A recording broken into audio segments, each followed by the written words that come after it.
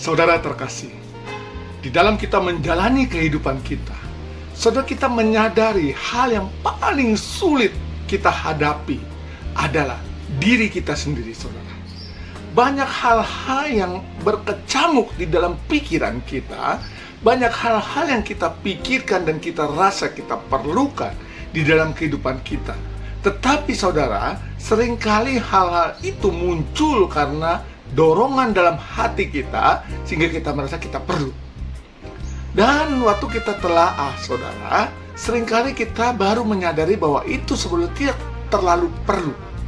Misalnya, saudara, di dalam hal membeli barang, kadang-kadang kita merasa dan kita pikirkan barang itu. Makin dipikir, kita makin merasa kita perlu akan barang itu.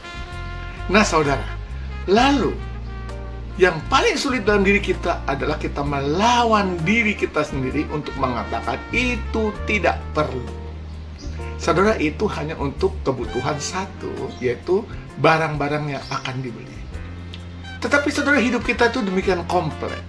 Banyak pikiran-pikiran, kehendak-kehendak, dan keinginan kita yang muncul dari kebutuhan-kebutuhan secara psikologis kita, kebutuhan akan segala sesuatu yang menyangkut hidup kita.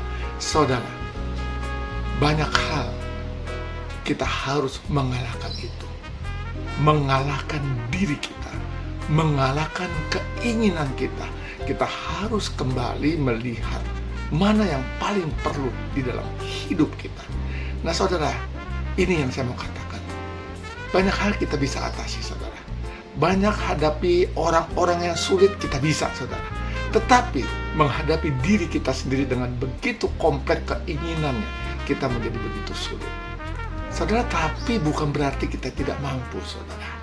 Kita mampu, harus bisa. Itulah yang disebut dengan kontrol diri, saudara.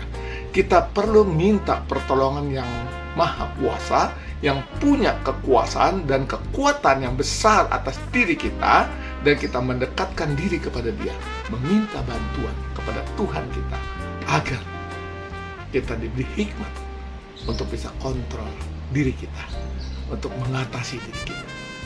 Saudara, jangan khawatir kalau kita gagal. Coba terus, saudara. Kita harus mengatasi kelemahan diri kita dan lawan diri kita sendiri. Tuhan berkati saudara.